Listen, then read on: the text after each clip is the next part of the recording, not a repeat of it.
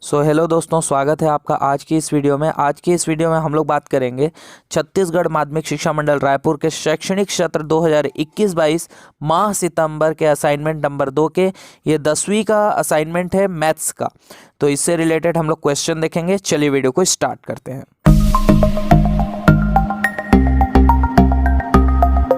तो ये रहा इस असाइनमेंट का पहला क्वेश्चन, जिसमें बोलता है यदि किसी समांतर श्रेणी का पीवां पद, देखिए यदि किसी समांतर श्रेणी का बोलता है पीवां पद, ये जो पीवां पद है क्यों होना चाहिए, और क्यूवां पद यदि पी हो तो सिद्ध कीजिए कि पी प्लस क्यूवां पद शून्य होगा। आपको सिद्ध करना है कि पी प्लस जो क्यूवां पद जो रहेगा, ठीक है, ये आपका क्या आना चाहिए, इसका मान 0 आना चाहिए।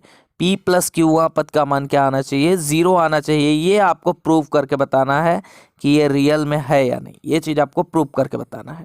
ठीक है, चलिए देखते हैं इसका आंसर कैसा होता है। मैंने आपके सामने लिखा हुआ है आंसर, मैं दिखाता हूँ आपको। ये रहा उसका आंसर। देखते हैं हम लोग और समझते हैं कुछ चीज़ों को। देखिए सबसे पहले जब हम इसको सॉल्व करेंगे इस क्वेश्चन को, तो हम लोग देख रहे हैं कि जो समांतर श्रेणी साफ साफ क्वेश्चन में दिया हुआ है कि पीवां पद क्यों होना चाहिए। ठीक है, तो यहाँ पर मैंने लिखा है समांतर श्रेणी का जो पीवां पद है वो मैंने लिखा हुआ है क्यू। ठीक है, ये मैंने लिखा हुआ है कि समांतर श्रेणी का जो पीवां पद रहेगा वो क्यू होगा। ठीक है, देखो कभी भी वहाँ शब्द आ जाता है तो ये आप याद रखो कि आपको सूत्र लगाना ही लगाना है। ये वाला सूत्र a plus n minus 1 into d, ये सूत्र आपको लगाना ही लगाना है। ये बात आप याद रखें, कभी भी वहाँ शब्द आ जाएगा तो ये जान जाइए कि आपको ये सूत्र लगाना ही लगाना है। ठीक है, मैंने ये सूत्र लगाया a plus n minus 1 into d. और एक बात और है कि कभी भी वहाँ लिखा रहता है तो आप ये भी समझ जाइए कि वो 100% n का मान होता है। जैसे 15 वहाँ लिखा है मान लीजिए तो n का मान 15 हो जाएगा। मान लीजिए 25 वहाँ लिखा है मान लीजिए तो n का मान आपका 25 हो जाएगा। तो ऐसे ही यहाँ पर लिखा है p वहाँ, तो p वहाँ मतलब n का मान क्या हो जाएगा, यहाँ पर P हो जाएगा। तो मैंने क्या किया है, इस n के जगह पे, ये जो n है इसके जगह पे मैंने P लिख दिया, क्योंकि यहाँ पर पीवा बोला है। ठीक है, तो ये मैंने P लिख दिया है। ठीक है, आगे बढ़ते हैं देखते हैं यहाँ पर। अब देखिए यहाँ पर a हो जाएगा a plus P minus 1 into D. अब इसके आगे ये सॉल्व नहीं होगा तो इसको मैंने समीकरण 1 दे दिया। ठीक इसी प्रकार क्वेश्चन में बोला है कि जो क्यूवां पद रहेगा वो क्या रहेगा, आपका p रहेगा, ऐसा बोला है। तो मैंने क्या किया है, समांतर श्रेणी का जो क्यूवां पद है वो मैंने बोल दिया है p है। ठीक है, अब देखिए आप लोग, ये समांतर श्रेणी P, तो Q वहाँ बोल दिया मतलब सूत्र तो लगना ही है a plus n minus 1 into d वाला। और Q वहाँ बोल दिया मतलब वहाँ मतलब n का मान क्या हो जाएगा, Q हो जाएगा। ये n का मान Q हो गया है, तो Q माइनस 1 इंटू डी। इसको मैंने, अब यहाँ से आगे सॉल्व नहीं होगा तो इसको मैंने मान लिया है इक्वेशन नंबर 2, समीकरण नंबर 2। अब मैंने क्या किया है, समीकरण 1 में, ये जो समीकरण 1 है हम लोग का ये वाला, इसमें मैंने समीकरण 2 को क्या कर दिया है, घटा दिया है। अब यहाँ पर बात ये है कि यहाँ पर LHS जो रहेगा, ये वाला जो LHS है ये समीकरण 2 के LHS के साथ घटेगा। ये देखिए समीकरण 1 का LHS जिसको मैंने माइनस किया है समीकरण 2 के LHS के साथ, आप देखिए। और RHS जो है RHS के साथ घटेगा, तो Q और P है RHS में, तो ये देखिए Q और P को मैंने माइनस किया हुआ है। अब देखिए यहाँ पर ये जो माइनस चिन्ह है, इस माइनस चिन्ह का अंदर वाले, इस कोष्टक के अंदर वाले के साथ सारे चिन्हों के साथ गुणा होगा। तो ये प्लस में था ये a, ये माइनस में हो गया। ये प्लस चिन्ह था, ये वाला प्लस चिन्ह, ये क्या हो गया आपका, माइनस में हो गया है, देख लीजिए आप। और बाकी Q माइनस 1 इंटू डी जो कहते हो। पहले आप इधर वाला को समझिए, इस साइड वाले को, इस साइड वाले को, फिर मैं इधर वाले को समझाता हूँ आपको। ठीक है, तो फिलहाल हम लोग इधर वाले को समझते हैं। तो देखिए अब आगे कैसे सॉल्व होगा। तो यहाँ पर क्या हो रहा है कि a plus Q minus 1 into D हो गया, ये प्लस में था माइनस में हो गया, ये प्लस वाला माइनस में हो गया। ठीक है, अब क्या हुआ यहाँ पर, ये a को देखिए, एक प्लस में है एक माइनस में है, ये कैंसिल हुआ तो बचा यहाँ पर से क्या, p माइनस 1, ये रहा p माइनस 1। ये माइनस का चिन्ह बचा यहाँ पर वाला, ये देखिए ये वाला माइनस का चिन्ह बच गया यहाँ पर, ये लगा हुआ है। और यहाँ से बच गया है Q माइनस 1, कोष्टक के अंदर Q माइनस 1। और ये जो D है और ये जो D है, दोनों को मिला करके हम लोगों ने यहाँ पर कॉमन निकाल लिया है D, दोनों का D कॉमन निकाल लिया है। ये जो माइनस चिन्ह है, इस माइनस चिन्ह का अंदर वाले चिन्ह के साथ गुणा हो रहा है, तो ये Q प्लस में था, ये आपका माइनस में हो गया। ये माइनस में था एक, ये प्लस में हो गया। देखिए ठीक है, और डी अपने जगह पे। अब देखिए एक को देखिए, एक माइनस में एक प्लस में, ये कैंसिल, तो यहाँ से बच गया आपका P और यहाँ से बच गया माइनस Q, ये बच गया इंटू डी। ठीक है, इतना समझ में आया। अब ये जो P माइनस क्यू है इसको हम लोग पक्षांतर कर देंगे इधर, तो इधर आ गया है आपका P माइनस क्यू। अब इधर का समझते हैं कि इधर क्या हो रहा है। देखिए इधर मैंने क्या किया है, जो Q माइनस P है, मैं समझाता हूँ आपको। देखिए इधर मैंने क्या किया है, जो Q माइनस P है, ऐसे मैंने इसको आगे पीछे लिखा है। पहले ले लिया है माइनस P और ये प्लस में था Q, तो ले लिया है प्लस Q। ठीक है, इसके बाद मैंने क्या किया है, मेरे को पता था कि ये P माइनस Q आने वाला है इधर, तो इसलिए मैंने क्या किया, इस माइनस मेरे को सेम टू सेम इसी के जैसे P माइनस Q लाना था, इसलिए मैंने क्या किया है, इसको माइनस चिन्ह से अंदर वाले चिन्हों को गुणा कर दिया ताकि P माइनस Q आए। तो P माइनस Q, तो यहाँ पर से जैसे ही मैंने एक माइनस चिन्ह बाहर में लगाया, अंदर वाला P प्लस में हो गया और ये जो Q है ये किस में हो गया, माइनस में हो गया। तो अब देखिए इसको आप P माइनस Q बना है और बाहर में माइनस, बस मैंने वही किया, पहले P को इधर लिख दिया है और Q को इधर लिख दिया है प्लस में, फिर एक माइनस चिन्ह लगा करके P minus Q, P minus Q, P minus Q minus के साथ ले लिया है। बस ये काम मैंने किया है। अब यहाँ से देखिए ये P माइनस Q यहाँ से गया और ऊपर वाला P माइनस Q ये आया। P माइनस Q से P माइनस Q कटा और P माइनस Q एकम P माइनस Q, तो एक आया और माइनस का माइनस, तो D का वैल्यू आ गया आपका -1, ये आ गया आपका D का वैल्यू। अब मैंने क्या किया है, समीकरण 1 में इस D के मान को रख दिया है। तो समीकरण 1 हम लोग का क्या था, समीकरण 1 हम लोग का था A plus P minus 1 into D बराबर Q, ये था हमारा समीकरण 1। अब इसी में हम लोगों ने इसको रख दिया है, ये देखिए ये रहा समीकरण 1 हम लोगों का। इसमें मैंने क्या किया है, इसको इस D के जगह पे मैंने क्या रख दिया है, -1 रख दिया है, बस इतना सा काम किया है। ठीक है, इस D के जगह पे मैंने क्या रखा है, -1, जो कि D का मान आया हुआ है। ठीक है, अब क्या हो रहा है यहाँ पर, ये जो -1 है इसका इससे गुणा करेंगे तो P माइनस 1 एकम, ये जो P माइनस 1 है एकम P माइनस 1 आया और ये माइनस चिन्ह का माइनस प्लस का गुणा हुआ यहाँ पर, तो माइनस प्लस आ गया आपका माइनस, ऐसे है। आगे समझिए, अब इस माइनस चिन्ह का अंदर वाले चिन्ह के साथ गुणा हुआ तो अंदर का चिन्ह बदल गया, प्लस P था वो माइनस P हो गया, -1 हो गया +1। अब A का वैल्यू निकालना है तो इन दोनों को हम लोगों ने पक्षांतर किया इस तरफ, तो -P इधर आकर के +P1 इधर आकर के -1 हो गया। इस तरह से हमको A का मान मिला, A का मान हम लोगों को मिला है Q प्लस P माइनस 1, ये हमको मिल गया A का वैल्यू। ठीक है, आगे बढ़ते हैं और देखिए आगे क्या सॉल्व करने हैं। अब हमारे पास A और D का मान मिल चुका है। ठीक है, अब हमारे पास A का मान भी है और D का मान भी है। D का मान हमारे पास -1 है और A का मान है Q प्लस P माइनस 1, ये हमारे पास A का मान है। अब हम लोग क्या करेंगे, P प्लस क्यूआं पद निकालेंगे। याद रखिए वहाँ शब्द कभी भी आता है तो आपको 100% है कि सूत्र लगाना है A plus n minus 1 into d, ये सूत्र लगना ही लगना है, याद रखिए। और यहाँ पर बोल रहा है कौन सा पद, जैसे 15वां बोल देता तो ये n का मान हो जाता 15, वैसे ही यहाँ पर P प्लस क्यूआं बोल रहा है तो यहाँ पर हम लोगों ने सूत्र लगाया है, और P प्लस क्यूआं बोला है मतलब ये किसका मान हो गया, n का मान हो गया। ये देखिए P प्लस Q मैंने रखा हुआ है। बाकी A का मान हमको पता ही है, Q प्लस P माइनस 1 ये मैंने रखा, Q प्लस P माइनस 1 ये प्लस का प्लस, n का मान मैंने रखा है P प्लस Q, पता ही आपको -1 और D का मान भी हमको पता है -1, ये मैंने रखा हुआ है। यहाँ पर आगे सॉल्व करेंगे तो इस -1 का इससे गुणा करेंगे तो P का पहले प्लस माइनस से गुणा होगा तो माइनस हो गया, P का 1 से करेंगे P, फिर माइनस प्लस माइनस हो गया, Q का 1 से करेंगे Q और माइनस माइनस हो गया प्लस, तो 1। अब देखिए यहाँ पर सारा मान एक दूसरे के मतलब विपरीत आ रहा है। यहाँ देखिए Q यहाँ पर प्लस में है, यहाँ पर माइनस में है, कैंसिल। P यहाँ प्लस में है, P यहाँ माइनस में है, कैंसिल। यहाँ -1 है, यहाँ +1 है, कैंसिल। मतलब टोटल मान क्या आ जाता है आपका, ख़त्म हो जाता है, कट जाता है, और टोटल मान क्या आ जाता है 0। और यही हमको प्रूव करना था कि सिद्ध कीजिए P प्लस क्यूआं पद क्या होता है, शून्य होता है, ये आपको प्रूव करना था। और इस तरह से हम लोगों ने इसको प्रूव कर लिया है।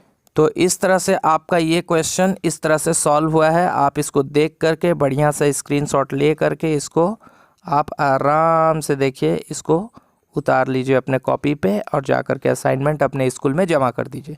बढ़ते हैं नेक्स्ट क्वेश्चन की तरफ। तो नेक्स्ट क्वेश्चन आपको बोलता है कि एक समांतर श्रेणी है। देखिए यहाँ पर एक समांतर श्रेणी बोल रहा है 1/9, 4/9 और 7/9 डैश डैश डैश डैश का 12वां पद। पहले आप क्वेश्चन समझ लीजिए। देखिए, इसका कहना है कि पहले नंबर पे आपका 1/9 है, दूसरे नंबर पे 4/9 है और तीसरे नंबर पे आपका 7/9 है। इसी प्रकार चौथे नंबर पे भी कुछ ना कुछ होगा, पांचवें नंबर पे भी कुछ ना कुछ होगा। ऐसे करते करते 12वें नंबर पे क्या होगा ये आपको पता करना है कि 12वें नंबर पे क्या आंसर होगा, ये आपको निकालना है। तो ठीक है, चलते हैं, बढ़ते हैं क्वेश्चन में और कैसे बनाते हैं ये देखते हैं हम लोग। ठीक है, तो ये रहा इसका आंसर।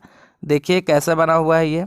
देखिए, कोई भी समांतर श्रेणी जब रहता है आपके सामने तो आपको पता है कि जो शुरू का जो टर्म रहता है, ये वाला, ये जो शुरू का रहता है, इसको हम लोग बोलते हैं प्रथम पद और इसको ए से दर्शाते हैं। अब डी निकालने के लिए, सारवंतर निकालने के लिए आपको क्या करना रहता है, दूसरे पद में आपको पहले पद को घटाना रहता है। तो मैंने क्या किया है, दूसरा पद हम लोग का है 4/9, ये देखिए, और इसमें हम लोगों ने माइनस किया है किसको, 1/9 को, पहले पद को। और इस तरह से हम लोग इसको घटाएंगे और इसको सॉल्व करेंगे तो देखिए क्या आएगा, बटे में, दोनों बटे में है, बीच में माइनस चिन्ह, मतलब लघुत्तम निकलेगा। 9 9 का लघुत्तम 9, 9 से 9 कट जाएगा। ये देखिए, ये वाला 9 और ये वाला 9 कटेगा।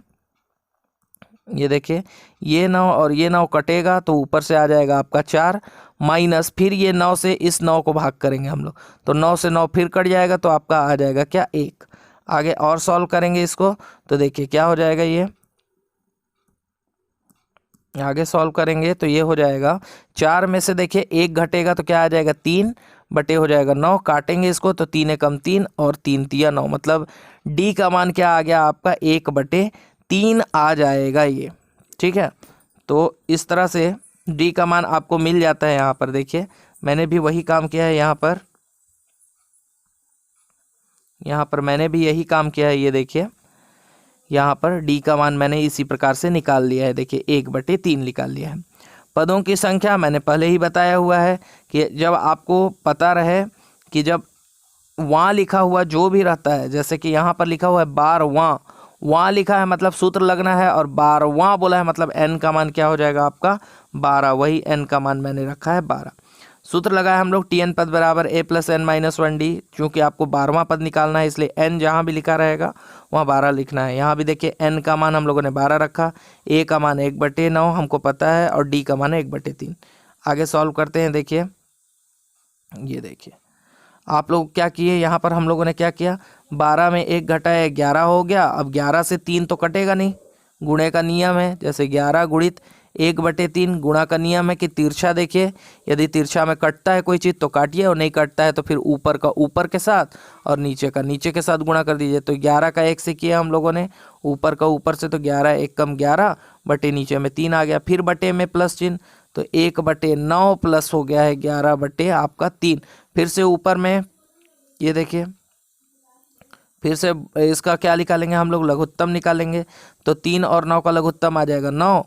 फिर से देखिए 9 से 9 का भाग करेंगे, कट जाएगा तो बचेगा 1, और फिर 9 से 3 का भाग करेंगे तो 3 तिया 9 3 बार में कटेगा, और 11 तिया क्या हो जाएगा, ये 33। 33 में 1 मैंने जोड़ दिया है तो ये आ गया है 34/9, और यही होगा इसका 12वां पद।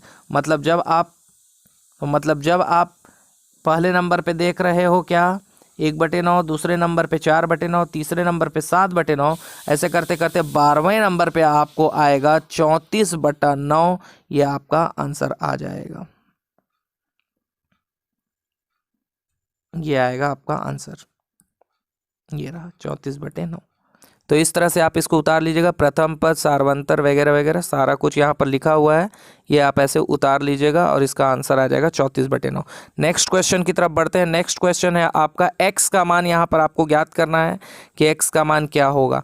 ये अनुपात में सारा मान दिया हुआ है। सबसे पहले तो इसको देखते हैं इसका आंसर क्या है। देखिए सबसे पहले ये अनुपात में था, मैंने इसको क्या किया है, समानुपात में चेंज किया है। याद रखिएगा अनुपात का मतलब बटे होता है, जैसे 1:2 है मतलब 1/2, और याद रखिएगा कि जैसे 2:2 है, समानुपात सॉरी, तो इसका मतलब है 2 = 2। अनुपात का मतलब होता है बटे और समानुपात का मतलब होता है बराबर। याद रखिएगा इस चीज़ को ताकि आपको आगे भी वो काम आए। बढ़ते हैं, देखिए आप लोग क्या सॉल्व किए हैं हम लोग यहाँ पर। देखिए सबसे पहले मैंने क्या किया है, ये जो अनुपात में था, ठीक है, 3 + x अनुपात लिखा हुआ है 5 + x अनुपात फिर है 8 + x, ये मैंने लिखा हुआ है। इन तीनों को मैंने समानुपात में चेंज किया है और जैसे ही समानुपात में चेंज किया है ये बीच वाला टर्म्स 5 + x जो है बीच वाला ये डबल हो गया है। देखिए 2 बार लिखना पड़ा यहाँ जैसे ही समानुपात चेंज किया। अब अनुपात का मतलब पता ही है बटे होता है, समानुपात का मतलब बराबर, ये देखिए। और इनके बीच मैंने तिर्यक गुणा किया है, इसका इसके साथ, इसका इसके साथ, ये देखिए, ये आपको देखने को मिल जाएगा। ठीक है, इसके बाद कैसे गुणा करते हैं, पहले 3 का इन दोनों के साथ, ये देखिए, और फिर इस x का इन दोनों के साथ, ये देखिए मैंने वैसे ही किया है। 5 का पहले 5 + x से, ये देखिए, और फिर x का किया है 5 + x से, ये देखिए मैंने गुणा किया, सारा टर्म्स यहाँ पर लिखा। उसके बाद x वाले को एक साइड ले लिया है और संख्या को एक तरफ ले लिया है। देखिए 8 और 3 11x हो गया है, यहाँ 5 और 5 10x हो गया है। अब x वाले एक साइड और संख्या एक तरफ। ये जो 24 था ये प्लस में था, ये इधर गया किस में हो गया, माइनस में। और ये 10x जो था ये इधर आया किस में हो गया, माइनस में। ये x² प्लस में था, इधर आया माइनस में हो गया है। ठीक है, आगे अब देखिए x² को ये प्लस में है, ये माइनस में है, कैंसिल। ठीक है, 11x में से 10x घटा 1x बचा 25 में से 24 गया तो 1 बचा, तो x का मान कितना आ गया, 1 आ गया। इस तरह से आपको इसको उतार लेना है। सिंपल है, कोई दिक्कत वाली बात नहीं है, आराम से आप बना सकते हैं इसको, है ना। और ये रहा इसका, जूम करके दिखा दे रहा हूँ मैं, आप इसको आराम से उतार लीजिएगा कॉपी में। हो सके तो वीडियो को पॉज कर लीजिएगा। चलिए बढ़ते हैं नेक्स्ट क्वेश्चन की तरफ। ये रहा आपका नेक्स्ट क्वेश्चन, देखिए।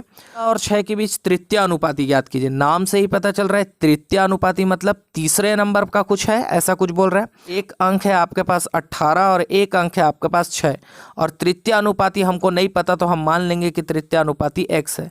तो यहाँ पर अगर मैं अनुपात लगाऊं और फिर इसको समानुपात में चेंज करूं तो देखिए बीच वाला हमेशा क्या हो जाता है, डबल हो जाता है, ऐसा हो जाता है। बढ़ते हैं इसके आंसर की तरफ।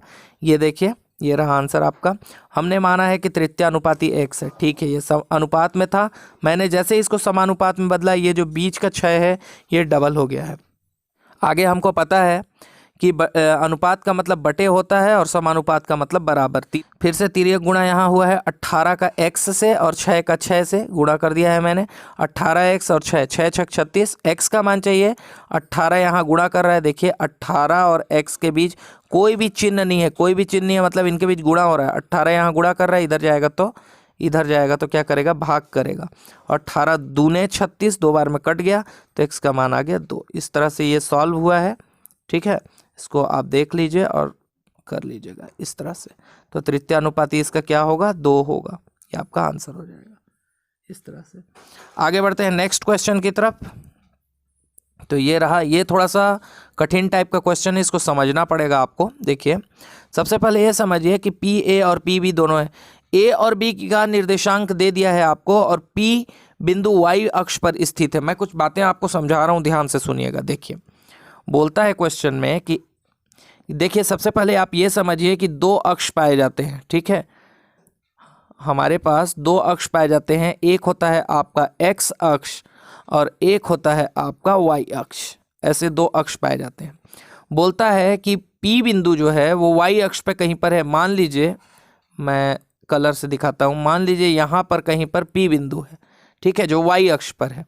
ठीक, तो y अक्ष पे अगर है तो दो अक्ष होते हैं, एक x का मान होता है और एक y का मान होता है। तो y अक्ष पे है तो y का मान तो y रहेगा, और y अक्ष पे p का निर्देशांक अगर हम लोग देखें x अक्ष का तो ये हो जाएगा 0। तो मतलब p का निर्देशांक अगर हम देखें तो ये आता है 0, y, ये आएगा। ठीक है, क्योंकि ये p बिंदु जो है y अक्ष पे है। अच्छा, इससे बराबर दूरी पे 2 और बिंदु हैं जिनका नाम है a और b।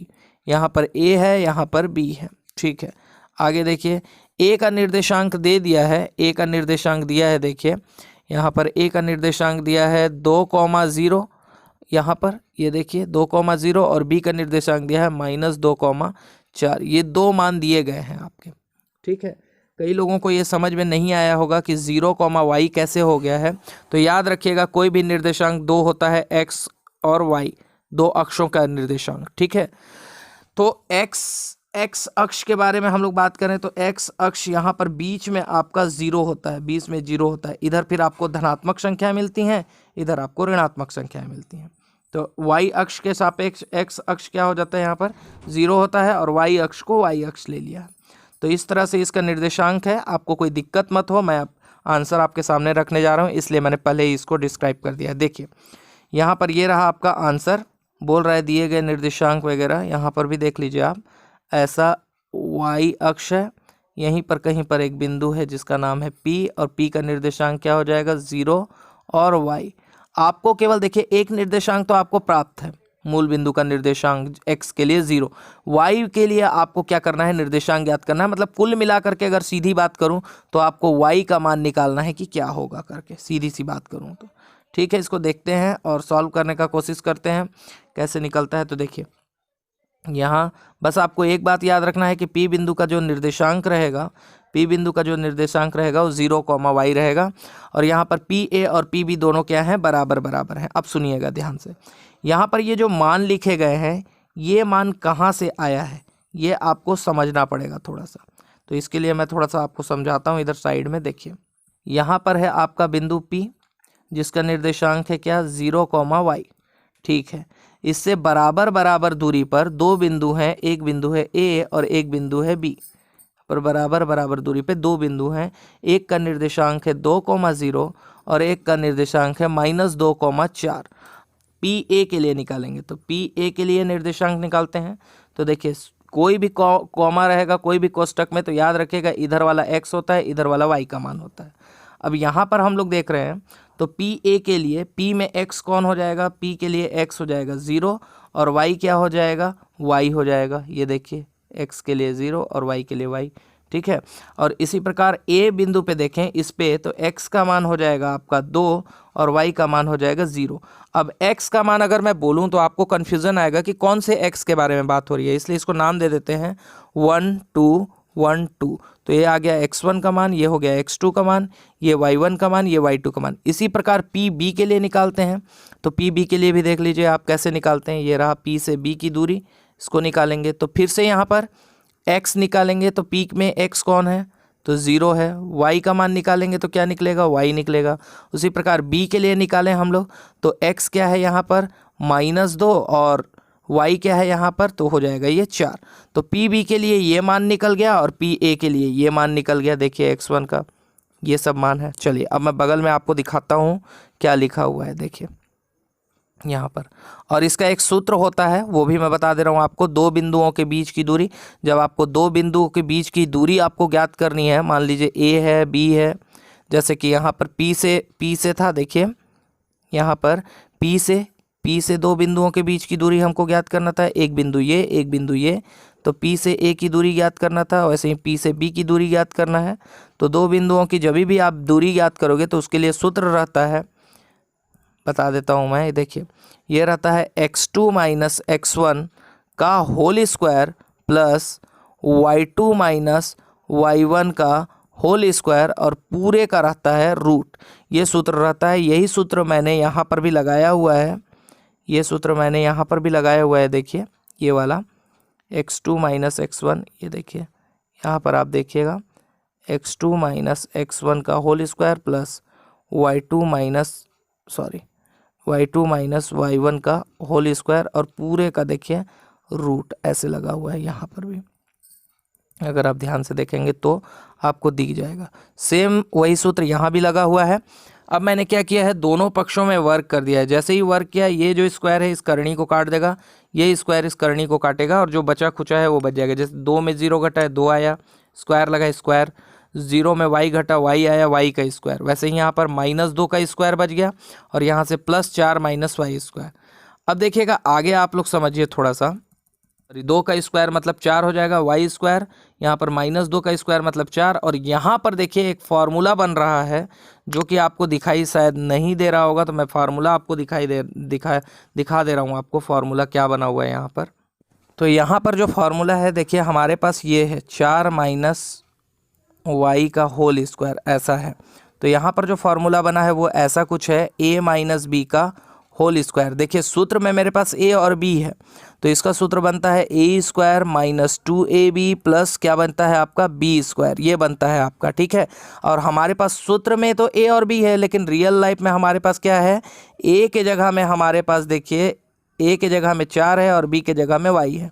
तो अगर मैं इसका इसको ये वाला ऐसा दिख रहा है, तो अगर मैं ऐसा बनाना चाहूँ तो कैसे बनेगा, ए स्क्वायर मतलब 4 का स्क्वायर माइनस 2 इंटू ए मतलब फिर से क्या आ जाएगा 4 इंटू बी मतलब क्या हो जाएगा वाई हो जाएगा, प्लस बी स्क्वायर मतलब वाई का स्क्वायर, ऐसा हो जाएगा। तो ये सूत्र में ए और बी था, इसलिए ए का सूत्र बना है a square minus 2ab plus b square, ये ऐसा बना है। लेकिन हमारे पास रियल लाइफ में क्या है, 4 और वाई है, इसलिए ऐसा सूत्र बना है। 4 का स्क्वायर मतलब हो जाएगा 16 माइनस 4 दूने हो जाएगा 8y प्लस वाई का स्क्वायर, ऐसा होगा। तो ये जो है ये है आपका आंसर इसका, 8y प्लस वाई स्क्वायर आया हुआ है। देखिए 16 माइनस 8y, यहाँ पर दिखाई नहीं दे रहा आपको, ये फॉर्मूला लगा हुआ है यहाँ पर जो कि दिखाई नहीं दे रहा है, मैं यहाँ पर समझा दे रहा हूँ। अब देखिए ये प्लस 4 इधर जाएगा तो फिर भी माइनस होगा, तो इसलिए इस 4 को काट दिया गया है। और ये 16 ये रहा, और ये प्लस वाई स्क्वायर ये रहा प्लस वाई स्क्वायर, और माइनस 8y वही चीज़ आया हुआ है यहाँ पर, ठीक है। अब क्या हुआ है, ये वाई स्क्वायर प्लस में है, इधर जाएगा माइनस हो जाएगा, तो ये वाई स्क्वायर भी कैंसिल, तो यहाँ से बच गया माइनस 8y। इस माइनस 8y को इधर भेजे तो हम लोग हो गया प्लस का 8y बराबर इधर बच गया है आपका 16। अब हमको y का मान चाहिए, तो 8 यहाँ गुणा कर रहा है, इधर जाएगा तो क्या करेगा भाग करेगा, और आएगा आपका आंसर y का मान 2। तो एक निर्देशांक हमको पता था, p का निर्देशांक जो था वो हमको पता था, एक है 0, तो y का आंसर तो आ चुका है। y का आंसर क्या आया हुआ है हमारा 2 आ गया, तो इस y के जगह पे क्या हो जाएगा 2, तो निर्देशांक क्या हो जाएगा इसका, p का निर्देशांक 0,2 हो जाएगा, ये आपका आंसर हो जाएगा। बढ़ते हैं नेक्स्ट क्वेश्चन की तरफ। नेक्स्ट क्वेश्चन में बोलता है कि ए तो एकदम सरल क्वेश्चन है यार। देखो इसमें एक रेखा बिंदु दिया हुआ है 7,9 और 5,3। आपको रेखा की प्रवणता ज्ञात करनी है। इसका एक सूत्र है सिंपल सा, मैं आपको समझा देता हूँ। देखो यहीं पर समझ में आ जाएगा आपको सारा कुछ। देखो आपका ये जो सूत्र है रेखा प्रवणता का, वो एकदम सिंपल सा सूत्र है। रेखा प्रवणता या ढाल प्रवणता एक ही चीज़ होता है, और इसका सूत्र होता है m बराबर y2 माइनस y1 बटे होता है x2 माइनस x1, यहाँ 1 होगा ऐसे। अब यहाँ पर देखिए दो बिंदु आपको दिए गए हैं 7,9 ऐसा, और एक दिया हुआ है आपका 5,3 ऐसा दिया हुआ है। आपको क्या करना है यहाँ पर से, सबसे पहले इसमें देखिए मैं बता चुका हूँ कि शुरू वाला x होता है, ये वाला आपका x होगा, आपको पता ही है कि ये वाला x होगा, ये वाला y होगा, फिर इसमें भी x होगा y होगा।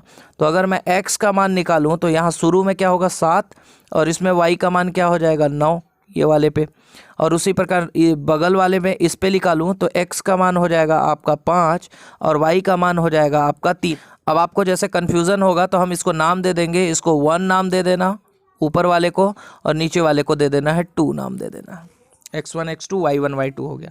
अब इस वैल्यू को यहाँ पर आप पुट कर दीजिए, आपका आंसर आ जाएगा। देखिए इसका आंसर कुछ इस प्रकार से है, ये रहा इसका आंसर। देखिए मैंने क्या किया है, x1 x2 y1 y2 निकाला, सूत्र में मान रखा, और m का मान रेखा प्रवणता क्या आ गया है आपका 3। बस आपको ये छोटा सा काम करना है, हो जाएगा ये, ठीक है। बढ़ते हैं नेक्स्ट क्वेश्चन की तरफ। ये रहा आपका नेक्स्ट क्वेश्चन। यहाँ पर देखिए आपको बोल रहा है x और x स्क्वायर। आपको बस दो चीज़ें याद रखनी है, और आपको खींचना है आलेख। आलेख मीन्स होता है ग्राफ, आपको ग्राफ बनाना है, ठीक है, x और x स्क्वायर के बीच। और x का मान यहाँ पर दे दिया है कि -4 से +4 तक होगा, ये x का मान दिया हुआ है। अब ध्यान से सुनिए, आपको ग्राफ बनाना है, तो ग्राफ बनाने से पहले आपके पास एक टेबल होना जरूरी है, और उस टेबल को हम लोग किस तरह से बनाएंगे। देखिए x का मान दे दिया है, x का मान दिया है कि -4 से लेकर के भाई +4 तक आपका मान होना चाहिए ऐसा। तो इनके बीच में भी तो कुछ संख्याएं आएंगी, जैसे -3 -2 -1 फिर 0 फिर 1 2 3 और लास्ट में आएगा आपका 4। तो ये हो गया -4 से लेकर के +4 तक का मान, ठीक है। अब इसका x स्क्वायर आपको निकालना है, तो x स्क्वायर मतलब x का जितना मान है उसका मान आपका बढ़ता, ऐसे बढ़ते क्रम में ऐसे आपका होता जाएगा। देखते जाइए कैसे होगा इसका मान। ये देखिए हम लोग निकालते हैं इसको, देखिए ऐसे डब्बे में। तो अब देखिए एक्स स्क्वायर बोल रहा है, मतलब x का मान कितना है -4, तो -4 का स्क्वायर मतलब -4 का स्क्वायर मतलब -4 गुणित -4, माइनस माइनस का गुणा हुआ प्लस, और 4 चौके आ गया 16, मतलब -4 का आंसर आ गया आपका क्या 16। मैं दूसरे पेन से आपको दिखा देता हूँ। ये देखिए यहाँ पर आ जाएगा आपका 16, वैसे ही -3 का स्क्वायर 9, -2 का स्क्वायर 4, -1 का स्क्वायर 1, 0 का 0, फिर 1 का 1, 2 का स्क्वायर मतलब 4, 3 का स्क्वायर मतलब 9 और 4 का स्क्वायर मतलब 16। तो इस तरह से आपको टेबल मिल जाएगा। अच्छा, इस टेबल में आपको सबसे इंपॉर्टेंट चीज़, कोई भी ग्राफ अगर आप बनाते हो दुनिया का कोई भी ग्राफ, आपको बस एक छोटा सा चीज़ याद रखना है कि ऊपर वाले को आप हमेशा x मानना, ऊपर में जो भी रहेगा, और नीचे वाले को हमेशा आप y मानना। आपका ग्राफ कभी गलत होगा ही नहीं, ठीक है। तो ऊपर वाले को हमेशा आपको x मानना है और नीचे वाले को y मानना है, ठीक है। बढ़ते हैं, देखते हैं इसका आंसर क्या है। ये देखिए इसका आंसर आपके सामने है। ये देखिए सबसे पहले मैंने वैसे ही ग्राफ बना लिया है। ये देखिए -4 से लेकर के मैंने बनाया हुआ है -4 से लेकर के +4 तक का, और इनका स्क्वायर भी निकाल लिया है। ये देखिए पूरा नीचे में, ठीक है। ये ग्राफ बना हुआ है आपके सामने। अब इसका हम लोग ग्राफ बनाएंगे। तो ग्राफ के लिए हमको पता है, कि 2 अक्ष होते हैं भाई। एक होता है आपका x अक्ष और एक होता है आपका y अक्ष, ऐसे। और जहाँ पर ये दोनों आपस में मिलते हैं, जहाँ पर ये दोनों आपस में यहाँ पर मिल रहे हैं, ये होता है 0, यहाँ पर 0 होता है। इधर आपको धनात्मक संख्याएं मिलती हैं प्लस में, और इधर जैसे ही आप जाते हो इधर आपको ऋणात्मक संख्याएं मिल जाएंगी। तो अभी आप देखोगे कि हमको क्या चाहिए, -4 से हम चलना चालू कर रहे हैं। ये -4 से हम चलना चालू कर रहे हैं और +4 तक जा रहे हैं। तो ठीक है, -4 से +4 की तरफ बढ़ेंगे। तो इधर से अगर हम लोग ग्राफ बनाएं, देखिए तो हम लोग बनाएंगे ऐसा कुछ बनेगा ग्राफ हम लोग का। ये देखिए -4, सबसे पहले तो अक्ष खींच लेते हैं। तो ये रहा x अक्ष,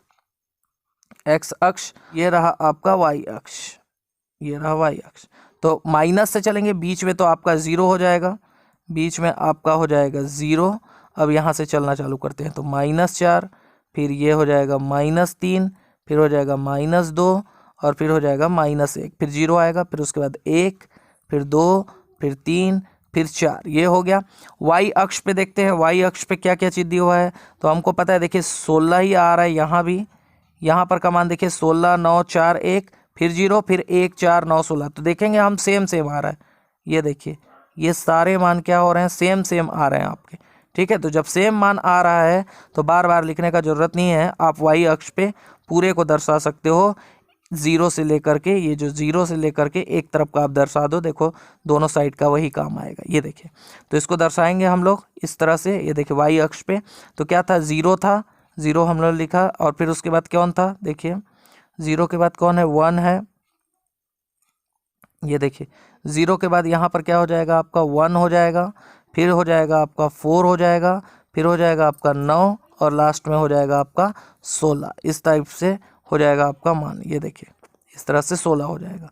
तो इसी तरह से मैंने नीचे का ग्राफ बनाया हुआ है, मैं दिखाता हूँ आपको अभी क्लियर। ये देखिए ये मैंने नीचे में ग्राफ बनाया हुआ है। ये देखिए ये रहा आपका x अक्ष और ये रहा आपका y अक्ष। x अक्ष पे मैंने -4 से लेकर के +4 तक लिया हुआ है, देखिए मान ये रहा, ठीक है, जो कि ऐसे आगे की ओर बढ़ते जाएंगे।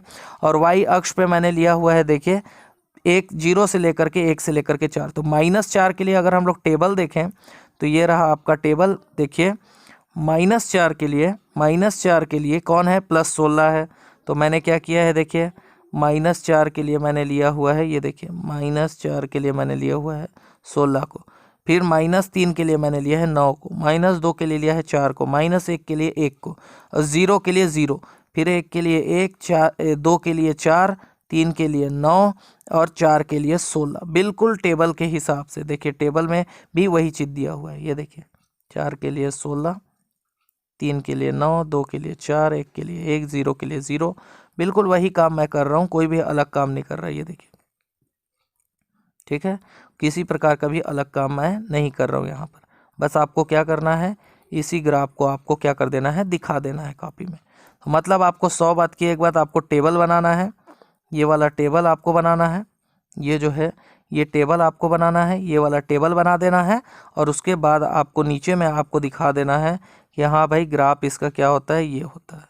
बस आपको ये ग्राफ बता देना है, और इस तरह से आपका ये असाइनमेंट कंप्लीट हो जाएगा पूरी तरह से। और अगर वीडियो आपको पसंद आई होगी तो प्लीज़ इसको लाइक कर देना, शेयर कर देना अपने दोस्तों के साथ, और हो सके तो सब्सक्राइब भी कर देना अगर लास्ट तक देख रहे हो तो। वो जो लाल बटन है ना सब्सक्राइब का, उसको आप लोग स्लेटी कलर कर देना, ठीक है। मैं मिलता हूँ आपको नेक्स्ट वीडियो में, तब तक के लिए बाय बाय। और नेक्स्ट असाइनमेंट के लिए भी तैयारी करते रहो आप लोग। चलो मिलता हूँ मैं आपको नेक्स्ट वीडियो में, बाय बाय।